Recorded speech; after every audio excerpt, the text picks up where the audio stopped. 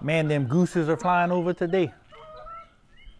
A whole batch of gooses. It's cold and rainy in Wisconsin today, but the kids still have to eat. Hang out with me. We're gonna cook a catfish sauce piquant.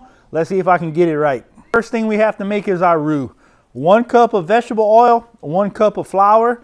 We're gonna pour our oil in, and we're gonna let our oil get hot, and then I'll start adding my flour, and I'll show you how to make a roux. My oil is nice and hot. Keep in mind, I've got my rocket stove set at a very medium temp right now, and I can adjust that with that damper. Let's start adding the flour.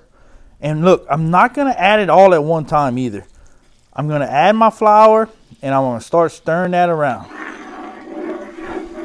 Add a little bit more flour.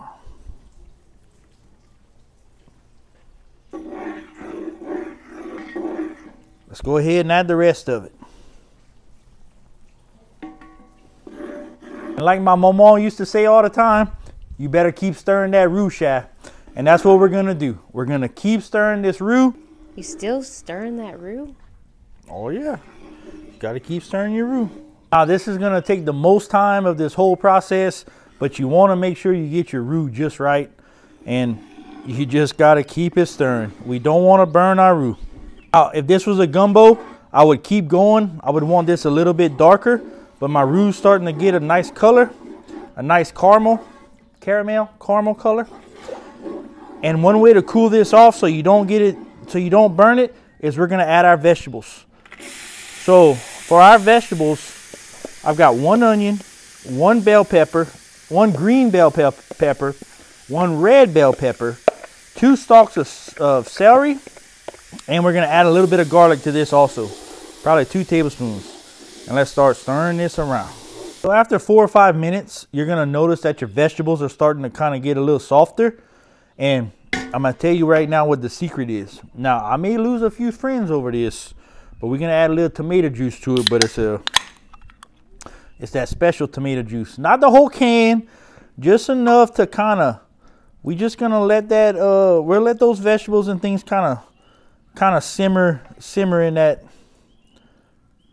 about that much.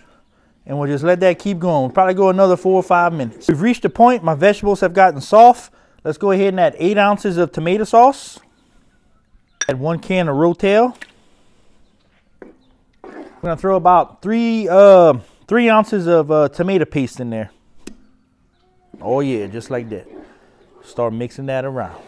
So it's been cooking for another probably 7 or 8 minutes after I've added my tomatoes and everything. So at this point here, this is the consistency I was kind of looking for. I'm gonna go ahead and I'm gonna add water, and I'm just gonna add enough water to basically cover it. Added my water, and I'm wondering if you can kind of see the consistency of this gravy I'm trying to get. Now it's time to bring this up to a boil. So I'm gonna turn my rocket stove all the way up, and we're gonna let this get to a boil. Once it gets to a boil, we're gonna shut it down and let it simmer. And we're gonna get our catfish ready. We're gonna add our catfish here soon. But now's the time to also add your Cajun seasoning. I'm using Camp Dog today, but you use whatever you want to add to it. Whatever you like, you can add to that. About that much. So once this started boiling, I went ahead and shut my rocket stove down. I just kind of closed this damper off. And now we're just gonna let this simmer. We'll let this simmer for 20-30 minutes, and it'll be time to add the catfish to it. So after about 20 minutes, this has been simmering. I'm gonna go ahead and start adding my catfish fillets. I've got about 3 pounds of catfish fillets. I don't cut my catfish fillets because it will break up as you go. 3 pounds may seem like a lot for this, but I like a little catfish in my catfish sauce piquant.